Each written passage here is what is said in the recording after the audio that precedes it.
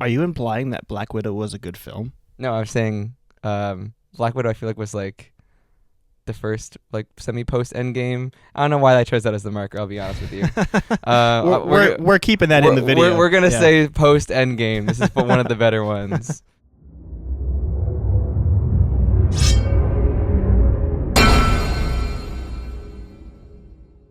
Welcome to Saga Sessions, a show where we explore, analyze, and discuss our favorite stories. If you didn't catch our previous recording, we spoke about Daredevil, Born Again, the complete Season 1, and in that video we predicted Jessica Jones, well technically the Defenders, would be making a return to the MCU, and I think 2 or 3 days after recording that video, our prediction came true. It was announced that Kristen Ritter, right? That's her name. Yep, is coming back as Jessica Jones. So we were here. You heard it here first, folks. We predicted it. We were ahead of the game. You're welcome. The writers listened to us. It was all us. Absolutely. Okay, so the topic of today's video is Thunderbolts. And John and I are going to begin with a brief, spoiler-free... Yes. As you can tell, I dressed up for the occasion. That's right, yes.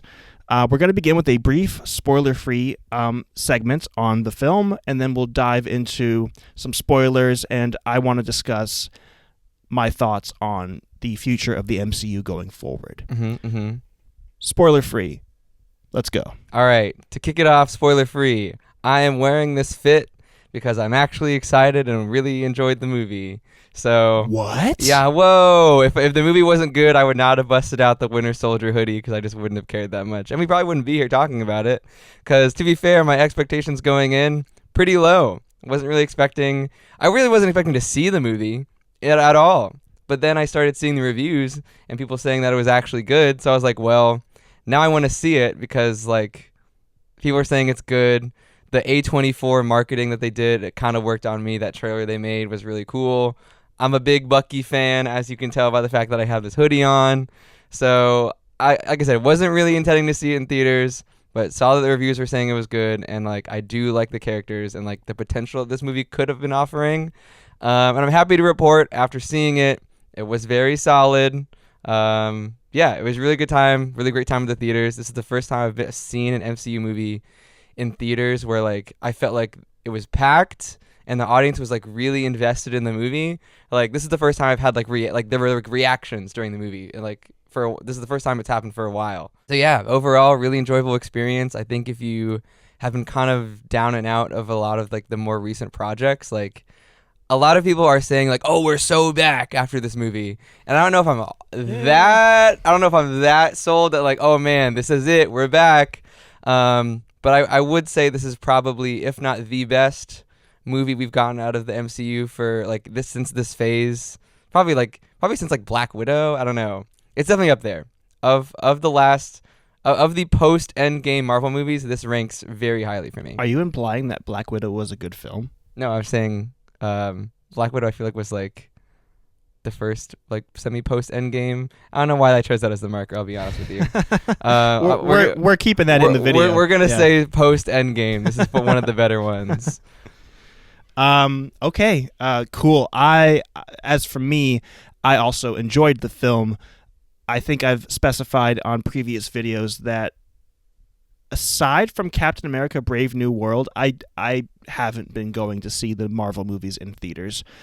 I think I saw, obviously, Endgame, skipped out on all the others. No, I saw Black Widow, and that's when I realized, oh, this is not good. It's going down. It's going downhill. So I didn't watch a whole lot of Marvel movies from Phase 5 in theaters. And then Captain America Brave New World came out, and we wanted to do a podcast video on it, and we were like, let's go see it. So we did, and that was a letdown. And pretty mid. When the time came to see Thunderbolts, I was like, I guess I'll do it. But no, I had a great time. Yeah. I think, and we can talk about this in the spoiler-free section and the spoiler section, the message of the film is powerful, it's relevant, and I took something away from it. Yeah, they definitely did a concerted effort to market this to some extent as the A24 Marvel movie. because they did a whole, I don't know if you saw this, but they did a whole ad campaign, or like it was one trailer they made where they were like, the director of photography from this A24 movie, and also this guy who worked on an A24 movie, and this person. There's like a whole list of people who've involved in A24 movies also worked on this movie. And I think, having seen the film now, like, I don't know if they were like made, like when they were making the movie, if they were like, we're gonna make this the A24 or Marvel movie. But having seen it, I think that is definitely an apt title to give it, giving the like theming and messaging of the movie, which is wild that we're talking about the theming and messaging of a Marvel movie, which I feel like I haven't been able to talk about in a very long time. So, in regards to spoiler-free stuff, yes, there's not much more I have to say other than I enjoyed it. Great message. Theming, messaging good, characters good, plot good. Yeah, the directing was also very directing good, music good. A lot of good stuff. I think to get into any things I didn't really like, I think I would have to spoil things. So if you haven't seen it, go see it because it's good. It's very solid. My favorite thing about this movie, and this I will keep spoiler free and we'll expand on it in our spoiler section, is I am very excited for what's next. True. This is yes. I can't say anything else. Should we rate the film in the spoiler-free section or rate it at the end of the spoiler section? We can rate it later. You can just know it was good, and that's it. Look for the timestamp in the video description for our... If you want to skip to that part. 0 to 10 ranking. Exactly. Or rating, pardon me. Okay. So now, spoilers. Let's get into the full review. Spoilers from here on in. So if you haven't seen it and you care about spoilers, stop watching. Yes. All right. To start off, Act 1... we kick off with Yelena having a rough time. She's feeling a little depressed. Yeah. And I really like the intro. I like the whole bit where she's like doing her normal like secret agent stuff, but she's like really sad about it. And I've really grown to like Yelena's character a lot. I'm a big Florence Pugh fan. I love a good like sarcastic like kind of character like she is. So I think she immediately kind of hooked me in with that. I could kind of like, she did a really good job of like setting like the movie off, I think. Agreed. Like, that whole entire first plot. Yes. And I am also a fan of Florence Pugh, but I never developed an attachment for Yelena. I never developed an attachment for her because the only other movie I know her from is Black Widow, and I hated that movie. That's fair. I know she appears in... Is it Hawkeye? Yes, she's in the Hawkeye show. I never saw Hawkeye. Which was great. Shout out to the Hawkeye show. So I only saw her in Black Widow. So leading up to going to see Thunderbolts, even though it's Florence Pugh, she wasn't necessarily a huge draw for me because I didn't care about the character. Fair enough. But things changed by the end of this film. And her hair looked great. That's also really important to note. Her hair, great throughout this entire movie. But we started there in the intro. I feel like things really pick up once we get all of the characters introduced.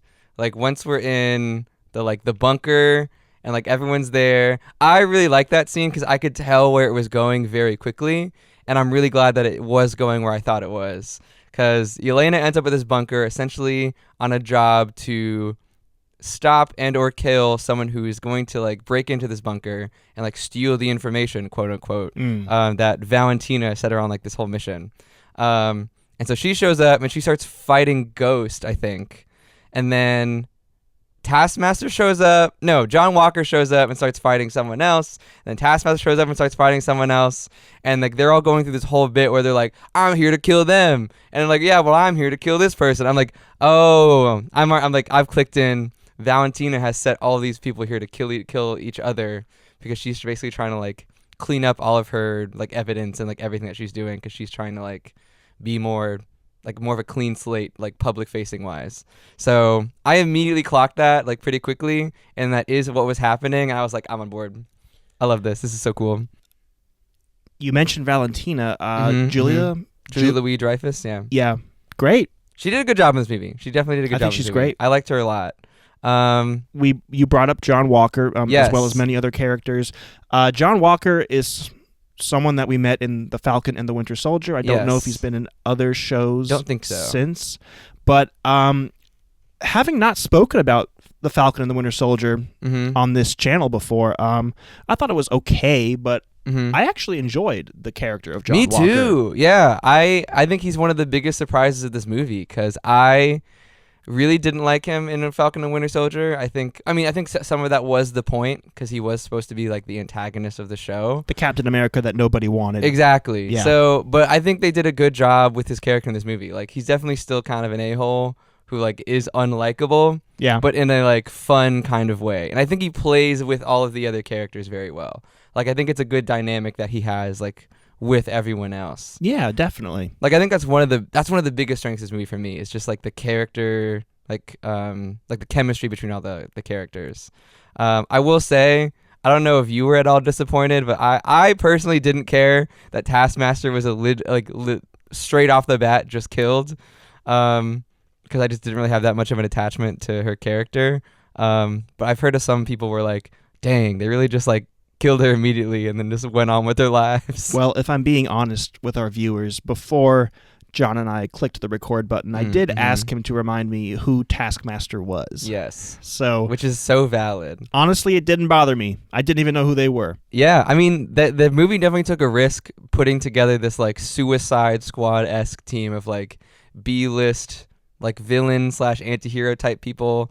Because the last time we saw Ghost was in Ant-Man and the Wasp, which like in and of itself not a great film. Which I also don't remember. Yeah, exactly. And I remember the film. I don't remember Ghost being in the film. And then yeah. Taskmaster, not a lot of people saw them.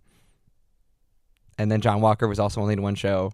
Yeah. But then we meet all of them again in this movie, and suddenly they're like all clicking. It's like it's very quippy. It's very like that kind of like sarcastic kind of like dialogue going on, which I could see being grating on some people. One critique that Kiernan said was that like basically everyone in this in this movie has the same personality of just like quippy, sardonic, sarcastic dude, other than like Red Guardian, who's like very just like, we're the Thunderbolts, yeah, like very exuberant. Yeah. And then you have like Bob, who's also like a very different character type. He's like your much more wholesome guy who's just kind of like a himbo who's just like, I don't really know why I'm here, but I'm here for the ride. I'm having a good time. I went to go see this movie with my dad, and he enjoyed it very much, but he did have a critique, a criticism of the film, and that was he felt Red Guardian was just too much. That's fair. Over the top. I could see that. I think he needed to be that to balance out just like how like that sarcastic energy that everyone else was giving off. Because I think we needed that to kind of balance everyone else out. But I could see where he's coming from. I could definitely see where he's coming from. But I really liked him a lot. Like I said, I don't even think there's a weak spot of the characters. Like, I think Bob, who is introduced in this movie, who eventually becomes Sentry, eventually becomes Void, I think he was great. Shout out to Bill Pullman's son, which is who he is, which I didn't know until after this movie. So he's also a Nepo baby. Yep, he's also a Nepo baby. I did not write There's down lots the of Nepo actor's babies name. in this movie because you got John Walker, who's Kurt Russell's son. Wyatt Russell. And then you have Bill Pullman. Lewis Pullman is his name. Lewis Pullman, okay. Who's Bill Pullman's son. But yeah, all the characters in this movie are great. I think Yelena specifically gets a really good character arc because her whole thing in this movie, as it like starts off, is that she's lacking purpose. You know, her sister's gone. Her dad has been out of her life for a very long time. So she's just really feeling like she has no one in this world who like cares about her or like that she really cares about. So by the end of this movie, it's a whole like found family. We are the Thunderbolts. This is my family now kind of dynamic. And I'm like that. It's certainly done a lot, but the movie did it well. And also I'm a sucker for that kind of thing. So like it worked for me in that area. Definitely. So I think Act 1 with that little like, we're all here to kill each other, but now we have to work together to break out of this place, I think was done very well. Exquisite. Since we're on the topic of Act 1, and to give us a little bit of a break from the story, I have to talk about this. Do you remember when we reviewed / discussed Captain America Brave New World, and yes. I went on a tangent about how they got rid of the Marvel intro? Oh, yes. And you said to me, "Oh, Colin, it's okay. It's not that bad. Maybe they can always bring it back. They can always bring it back for another film." And I said, "No, that'll make it even worse." Yeah. Because then this film, Captain America Brave New World, will be the black sheep of the family. And you know what? They did bring it They back. did bring it back. And it is weird. I don't know why. I don't know. Who knows why they made that decision, but they did bring it back. And literally, I was in the movie watching because we did not watch it together. I was like, they did it. They brought it back. Colin's going to be either really happy or really confused or really mad. I don't know which one. I think it was a combination of all three. Yeah, that's fair. I actually remember sitting in the movie theater. I was with my dad, as I mentioned before, but he and I had not spoken about my hatred of them removing the intro from Brave New World. And I remember just thinking to myself, oh, they couldn't commit to it. Couldn't do it. Those idiots. Well, I'm glad it's back, but now Captain America just feels worse. But that's so fair. Yeah. So going off the tangent of like things I liked about this movie or things that I think are good about this movie, characters, everyone is really good. I think the choreography and the action in this movie was also very, very good. Some of the best, like yeah, definitely. Both the choreography and also just like the direction of it. So shout out Jake Schreier. I wrote him down. Great job directing the action scenes. I think it was really well done. Especially because there is like all of these characters are very like hand-to-hand combat, like maybe some shooting, but like that's mostly their shtick. It's just like hand-to-hand. So I think all of the action sequences were really well done. Especially that fight with Sentry. I thought that was really, really good. Where like all the Thunderbolts are like going at him and they're just like all getting ripped apart. Yeah. I think that part was really well done. I think the action was just like very solid across the board in this movie. My brother was telling me about his knowledge of the character of Sentry. And he told me that he understands that Sentry was Marvel's alternative to Superman. Yes, at least in terms of like how powerful he is. Okay, yeah. Interesting. I don't think it goes beyond that in terms of like character, but definitely in terms of his like powers. See, I'm not totally familiar with the Marvel comics. So when I go see a Marvel movie, pretty much everything I'm seeing is new to me, at least when it comes to characters. So I had never heard of Sentry before. Or Void. Fair. Me neither. Or Bob. Yeah. Do you know if Void and Sentry are one and the same in the comics? I do not know, but I think, from what I have seen, I think so. At least like, they did it very similar to how it is in the comics.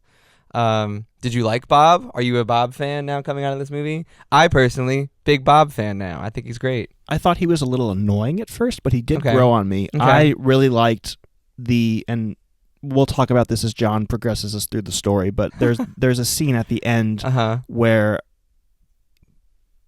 the message of the film kind of hit the character of Bob in a very emotional way. Yeah. And then I really connected with the character. Yeah. Let's get into it. I think the next thing I was going to talk about, I mean, there's a lot of other things, but I think the biggest positive out of this movie is absolutely just like the theme and the messages behind the movie.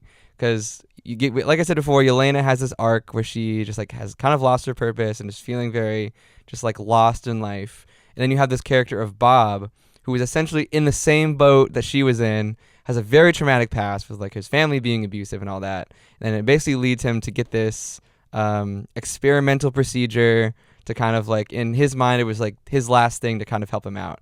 And so he comes out of it with like this, all these powers and all these things, which eventually leads us into Void, because like they kill him and then he comes back as Void, right? Which was really cool. Void's design was really, really cool. I loved Void's design in this movie.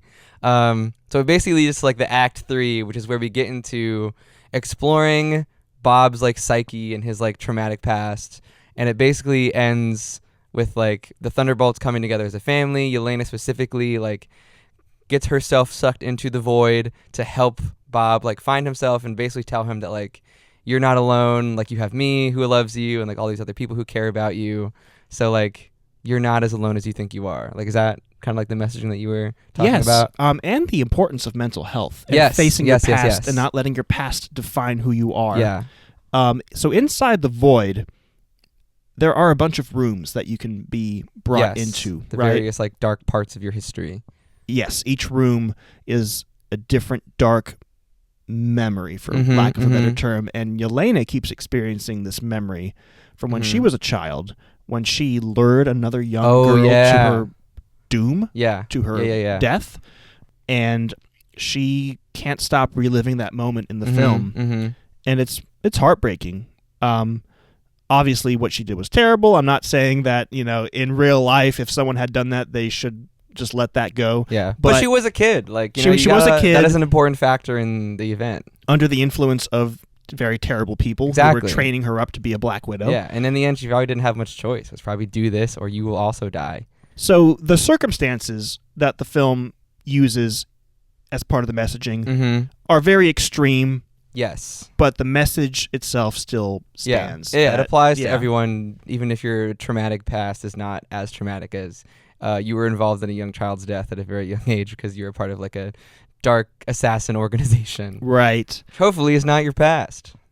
And then forgive me for not remembering this in its totality, but was there a specific memory that Bob kept reliving when he was in the void? So there was a few. So like when we first see Bob in there, we see like his backstory with his parents because he's like in the attic, right? And he's like, "This is the least bad memory, or at least I can escape into the attic and be semi-safe." And he's basically just like listening to his parents fight, and then he tries to intervene, and then like his dad basically like turns on him, and then we keep going. Then we see his like. The chicken suit where he was high on meth and it was just like kind of crazy in this chicken suit, and then we get to the scene where he is like getting the experimental procedure done on him, which I thought was really cool because I clocked this at the beginning of the movie, where at the very beginning of the movie where Yelena breaks into like the scientific facility, you can see like these two shadows of people in the background like past like the glass doors, and I was like, what is that? Like I was like, I was just like confused. I clocked it, but I didn't know what it was.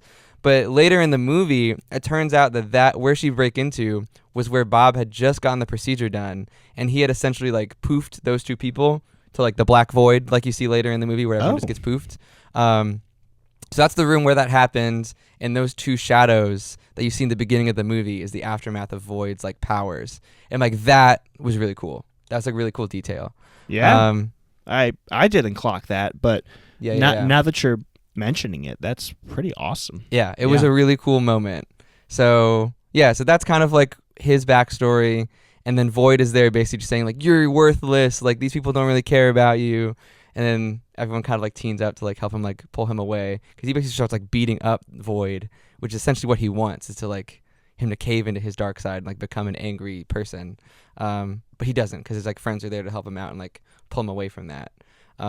Which I thought was very poignant. It was almost Guardians of the Galaxy-esque to me, where, and I'm specifically referring to the first Guardians of the Galaxy film, where at the end it takes the strength of all members of the quote-unquote family to survive the Infinity Stone. Yes, because he grabs the like whatever stone it was and starts like crumbling, and they all like hold hands. That's very true. And it took all members of the Thunderbolts family to help Bob survive. Cute. There's one other reason it hit really hard for me, and I mean like I was literally in the theaters tearing up and I was like so surprised. I was like, why am I tearing up in a Marvel movie? This doesn't happen anymore. Yeah. There's like a very poignant to me like metaphor, I guess, for like depression and like people who are experiencing like mental health issues, of like if you have depression or something similar to that, it's almost as if you are in just like a very dark hole, like a deep pit, and like you can't get out of it, like no matter what you do.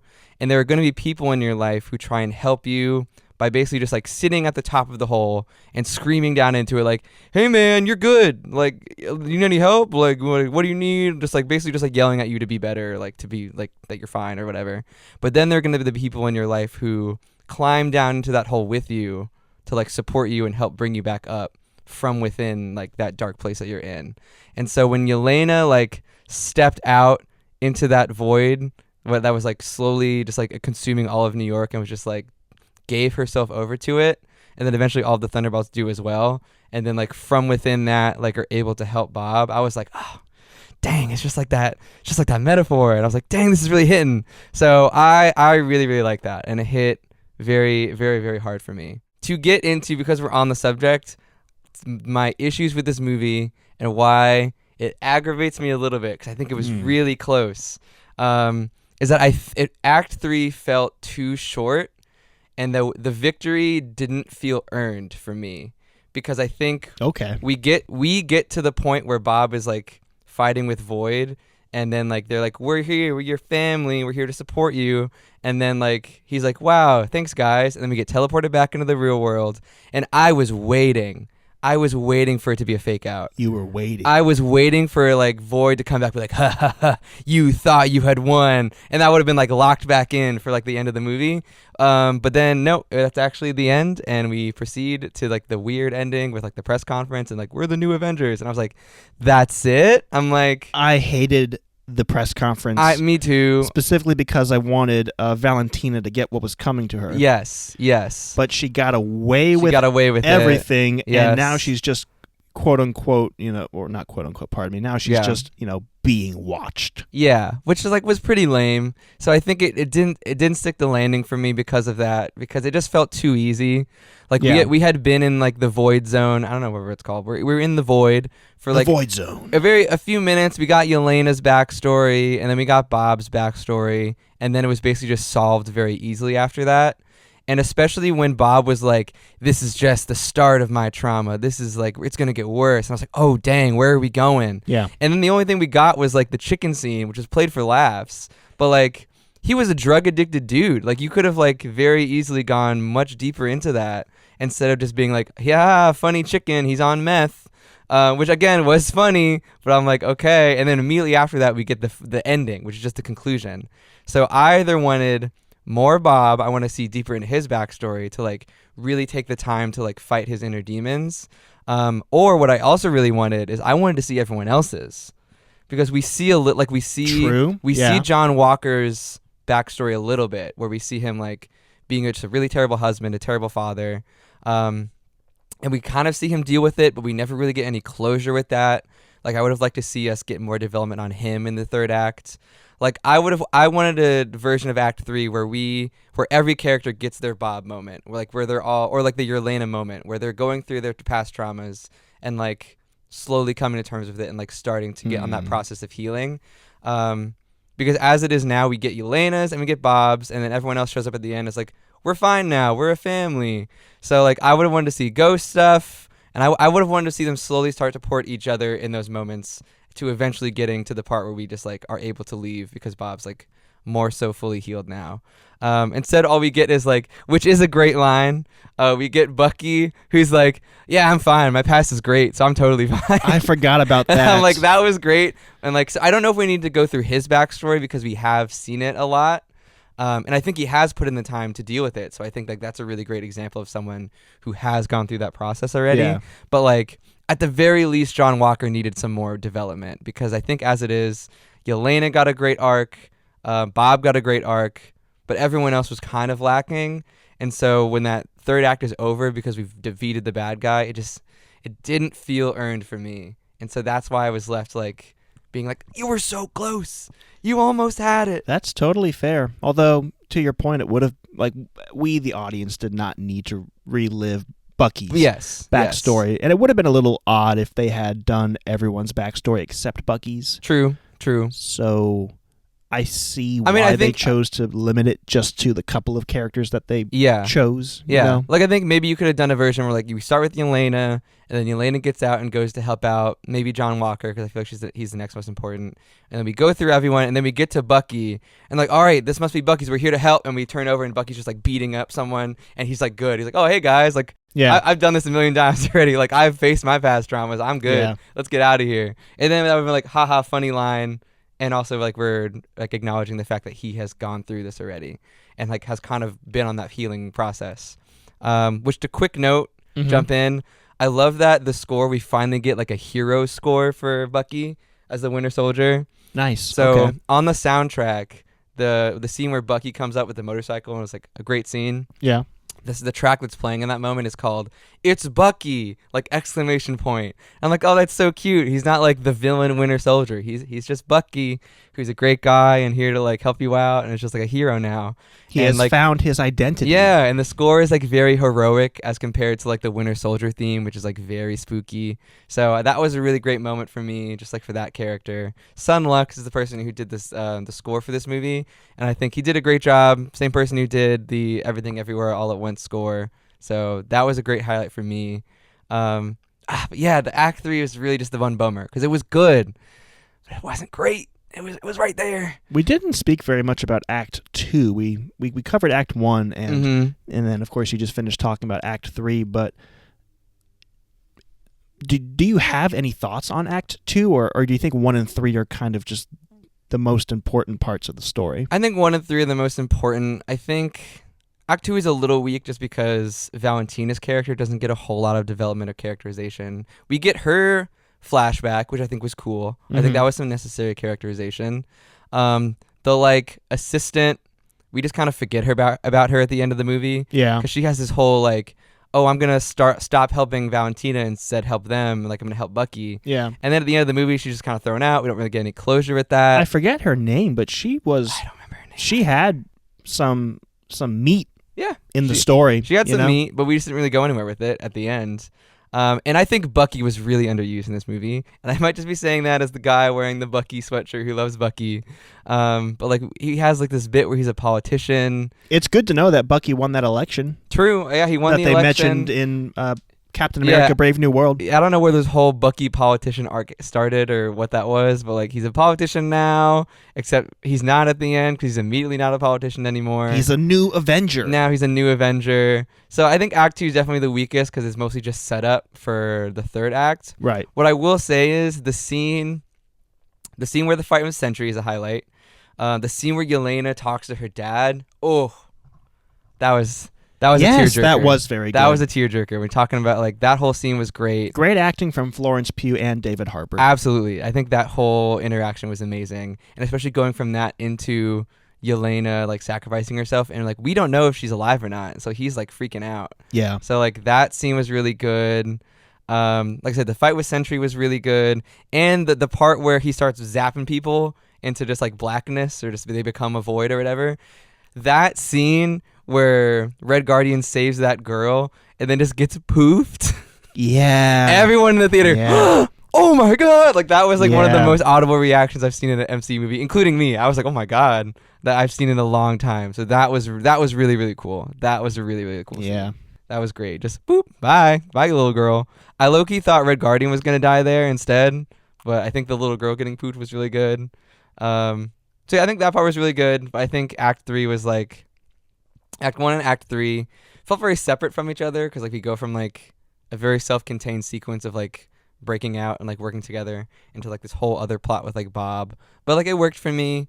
So honestly, my biggest complaint is just like the Act 3 just like not super landing for me. And then we can get into like the press conference where like I didn't like the press the other conference. villain of the story, which is Valentina, like she doesn't really face any consequences other than we own you or whatever it is they say at the end, which like isn't that great. And then it's like, oh, they're the new Avengers. Yay. That's what the asterisk meant. Haha. Which like also didn't feel like that. Yeah. Like it was cool, but I wasn't like, wow. Like I think I was just still held up on the fact that like it just didn't feel earned. Like it didn't stick the landing for me. So I think Totally that's the biggest fair. thing. Well, can I talk about my excitement for what lies ahead? Oh, true. Or do you have some more notes that you want to touch on? I think that's it. I think that's all my notes. I think just to summarize, TLDR, really great movie. I love the message. I love the execution of it. I just think Act 3 could have done a little bit better in terms of like fleshing out that message and just like they should have gone further with it. And I think the fact that it was an MCU movie probably held it back a little bit because like they were like, no MCU fan wants to sit through a 2.5 hour deep dive into trauma and depression and just like really working through your emotions because like the movie's already like 2 hours and some change. Yeah. So if you have to flesh out everyone's character or like make Act 3 longer, there's definitely some things there's definitely an opportunity cost there. I think it would have been worth it, but that's me. We made this movie about, depression and all that stuff after all the terrible movies that we put you through up to this point. Yeah, exactly. So you can recover in time for Fantastic Four. That was right. That was a great post-credit scene. Yes. That was great. 10 out of 10. No notes. I think I told you this, how I predicted that was going to happen.